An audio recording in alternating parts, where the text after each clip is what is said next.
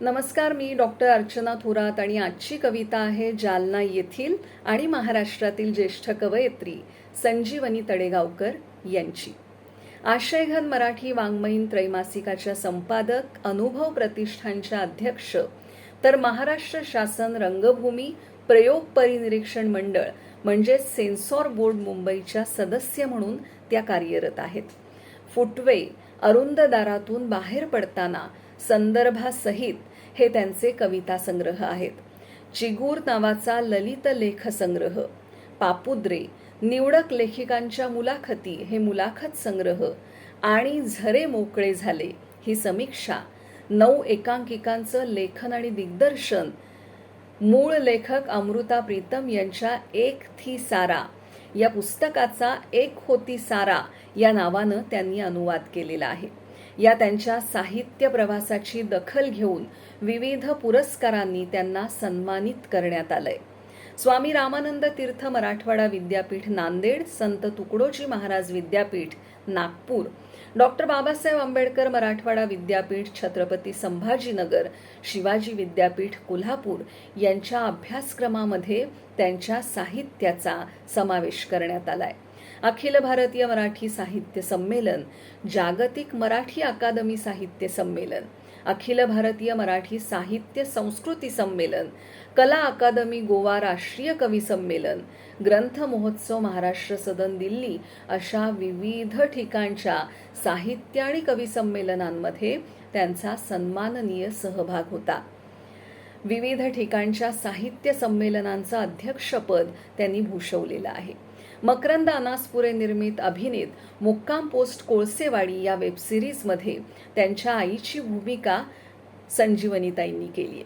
अभिनय, दिग्दर्शन, लेखनाचा प्रदीर्घ अनुभव असणाऱ्या तडेगावकरांच्या निवडक कवितांवर आधारित उत्कर्ष थिएटर्स निर्मित जागर कवितेचा हा साभिनय संगीतमय कार्यक्रम महाराष्ट्रभर चालू असतो.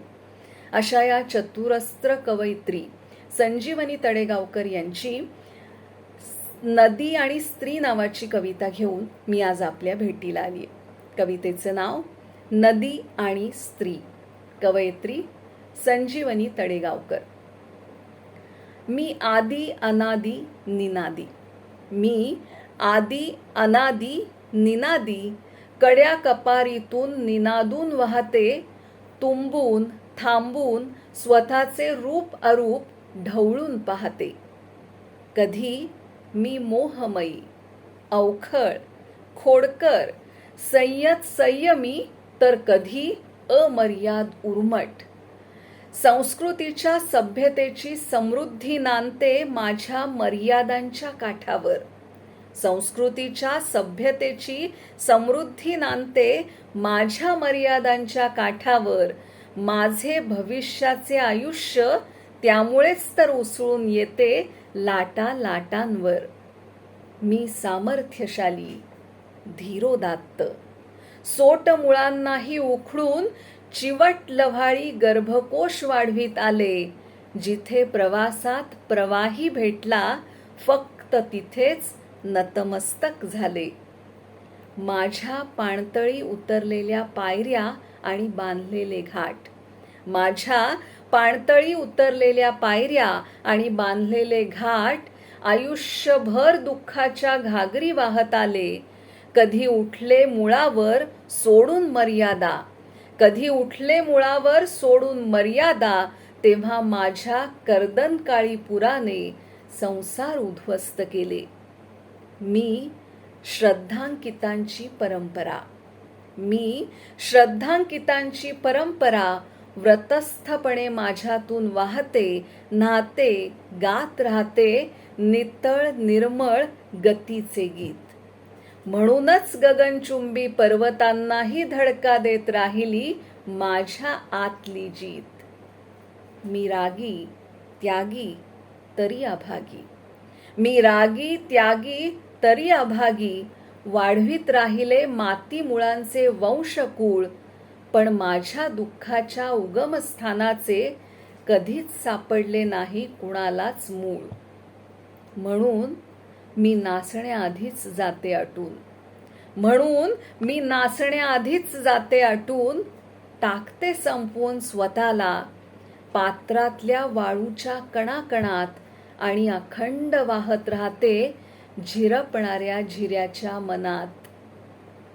आणि अखंड वाहत राहते झिरपणाऱ्या झिऱ्याच्या मनात. कविता नदी आणि स्त्री. कवयित्री संजीवनी तडेगावकर. नदी आणि स्त्री हे दोन्ही शब्द खरं तर एकमेकांशी निगडीत असणारे. नदी अखंडपणे वाहते तसं स्त्रीचं आयुष्य दुसऱ्यासाठी अखंडपणाने वाहत राहणारं.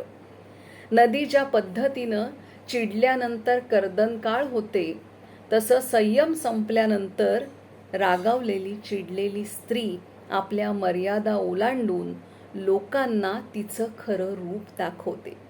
नदी आणि स्त्री या दोन्ही कल्पना किंबहुना नदी आणि स्त्री या दोन्ही एकमेकांचं प्रतिबिंब आहेत.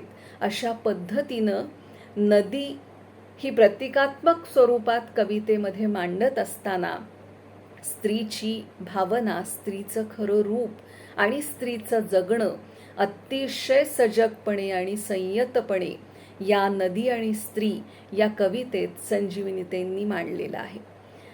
संजीवनी तडेगावकर यांची नदी आणि स्त्री ही कविता आपल्याला कशी वाटली हे मला जरूर कळवा.